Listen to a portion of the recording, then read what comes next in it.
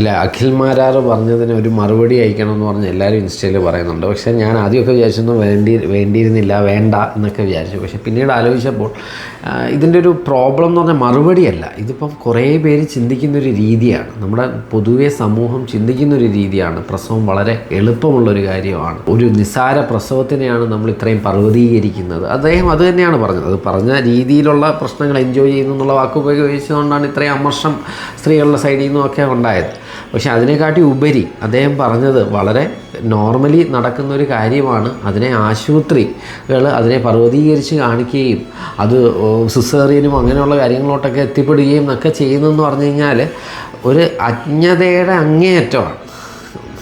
അദ്ദേഹം കണ്ട ഒരു 10 ഗർഭിണികളോ അല്ലെങ്കിൽ ഒരു 50 ഗർഭിണികളോ വെച്ചിട്ടാണ് അദ്ദേഹം ഇങ്ങനൊരു വിലയിരുത്തൽ നടത്തുന്നത്. അതൊരിക്കലും ഈ പറഞ്ഞ ഒരു സ്ഥാനത്തിരിക്കുന്ന ഒരാൾ, അറ്റ്ലീസ്റ്റ് ഒരു രാഷ്ട്രീയത്തിൽ നിൽക്കുന്ന ഒരാൾ, അല്ലെങ്കിൽ സമൂഹ മാധ്യമത്തിൽ നിറഞ്ഞൊരു ഇൻഫ്ലുവൻസറായിട്ട് അറിയപ്പെടുന്ന ഒരാൾ പറയുന്നത് തെറ്റാണ്. നമ്മൾ ഒരു കാര്യം, എന്ത് കാര്യം പറയുമ്പോഴും നമ്മൾ അതിനെ ആഴത്തിൽ അതിനെ പഠിക്കാൻ ശ്രമിക്കുക, അതിനെ വിലയിരുത്താൻ ശ്രമിക്കുക. ഞാൻ പറയുന്നത് കറക്റ്റാണോ എന്ന് ചിന്തിക്കുക. കാരണം ഇത്രയും പേര് കേൾക്കുന്ന ഒരു കാര്യമല്ലേ.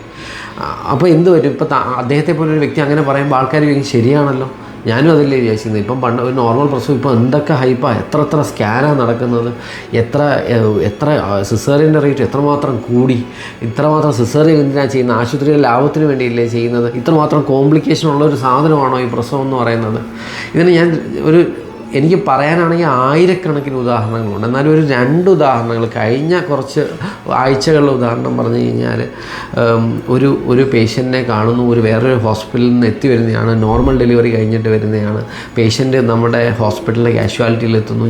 ഞാൻ അവിടെ ഉണ്ടായിരുന്നു. ആ പേഷ്യൻറ്റ് പൾസില്ല, BP ഇല്ല, ഓൾമോസ്റ്റ് മരിച്ച അവസ്ഥയിലെത്തിക്കുന്നു, അസിഡോസിസിൽ നിൽക്കുന്നു, അഡ്രനാലിനും നോറഡ്രനാലിനും ജീവിതം നിലനിർത്താൻ വേണ്ട കാര്യങ്ങളെല്ലാം കൊടുക്കുന്നു, സ്കാൻ ചെയ്ത് കണ്ടപ്പോൾ നോർമൽ ഡെലിവറിയുടെ സമയത്ത് ആ യൂട്രസിൻ്റെ പുറഭാഗം ഒന്ന് റപ്ചറായി പൊട്ടിയിട്ട് വയറ്റിനുള്ളിൽ മൊത്തം ബ്ലീഡ് ചെയ്ത് മരിച്ചു എന്ന് ഓൾമോസ്റ്റ് എത്തി നിൽക്കുന്ന ഒരു അവസ്ഥയിൽ എത്തി നിൽക്കുന്നു. അപ്പോൾ തന്നെ വേണ്ട കാര്യങ്ങൾ എമർജൻസിന്ന് കൊടുക്കുന്നു, നേരെ ഓപ്പറേഷൻ തിയേറ്ററിലോട്ട് മാറ്റുന്നു. തിയേറ്ററിലെത്തുന്ന ഞാനും ഉണ്ടായിരുന്നു. തിയേറ്ററിലെത്താൻ വാസ്കുലർ സർജൻ വരുന്നു, സീരിയൽ ഒബ്സ്ട്രക്റ്റീഷ്യൻ വരുന്നു, ചെയ്യുന്നു, ഗർഭപാത്രം അപ്പം തന്നെ നീക്കം ചെയ്യുന്നു. അതുമൂലം ആ പേഷ്യൻ്റ് രക്ഷപ്പെടുന്നു. ഇതിപ്പം രണ്ടാമത് പറയുന്ന ആൾ ഇപ്പം കഴിഞ്ഞ ആഴ്ച നടന്നൊരു കുട്ടിയാണ്. 15 വർഷങ്ങൾ കുട്ടിയില്ല ഇരുന്ന് നമ്മുടെ ട്രീറ്റ്മെൻറ്റിലായ ഒരാളാണ്. അദ്ദേഹം ഒരു കുഴപ്പമില്ല. അദ്ദേഹം എൻ്റെ അടുത്ത് ഇവിടെ BP നോക്കാൻ വരുന്നു. BP നോക്കാൻ വരുമ്പോഴത്തേക്ക് ഒരു 230 BP കാണുന്നു. പെട്ടെന്ന് തന്നെ നമ്മൾ അയാളെ എങ്ങോട്ടാണ് നമ്മുടെ ഹോസ്പിറ്റലോട്ട് ചെല്ലാൻ പറയുന്നു. അവിടെ നോക്കുന്നു, BP കൺട്രോളാക്കുന്നു. വെറും 7 മാസം മാത്രമേ ആയിട്ടുള്ളൂ. അപ്പോൾ BP കൺട്രോളാക്കി ദിവസങ്ങൾക്കുള്ളിൽ അദ്ദേഹത്തിൻ്റെ കരളിനെ ബാധിക്കുന്നു, വൃക്കയെ ബാധിക്കുന്നു, വൃക്ക തകരാറാകുന്നു. ഉടൻ തന്നെ കുഞ്ഞിനെ പുറത്തെടുക്കേണ്ടി വരുന്നു. കുഞ്ഞിനെ ഓൾമോസ്റ്റ് കിട്ടിയില്ല എന്ന് പറഞ്ഞതാണ്. പക്ഷേ ദൈവം സഹായിച്ച് കുഞ്ഞിപ്പോഴും ICUവിലുണ്ട്. പ്രീ എക്ലാംസിയ എന്ന് പറയുന്ന ഒരു കണ്ടീഷനാണ്. അപ്പം ഞാനിത് പറയുമ്പോൾ കേൾക്കുന്ന ഒബ്സ്ട്രക്റ്റീഷ്യൻസ് ഭയങ്കര നിസ്സാരമായിട്ട് തോന്നാം. കാരണം ഇത് കണക്കുള്ള കാര്യങ്ങൾ അവർ ദിവസവും ഡീൽ ചെയ്യുകയാണ്. എല്ലാ ദിവസവും ഇങ്ങനെയുള്ള കാര്യങ്ങളായിരിക്കും അവർ കാണുന്നതും ഡീൽ ചെയ്യുന്നതും. അപ്പം ഇത്രയും അപകടമേറിയ ഒരു കാര്യം തന്നെയാണ് പ്രസവം എന്ന് പറയുന്നത്.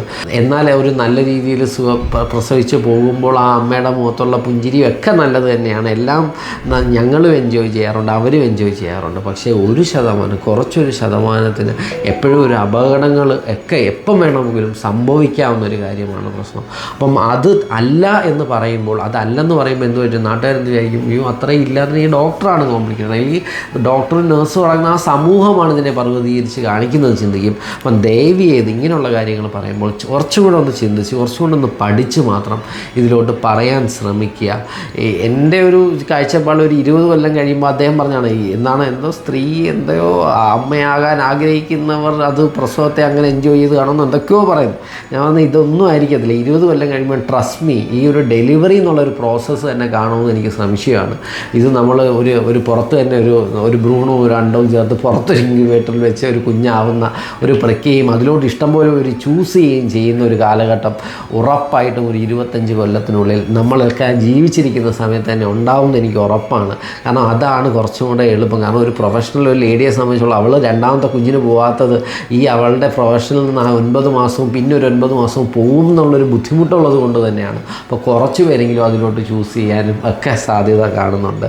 സോ തിങ്ക് ബിഫോർ സെയിങ് അല്ലേ. Thank you.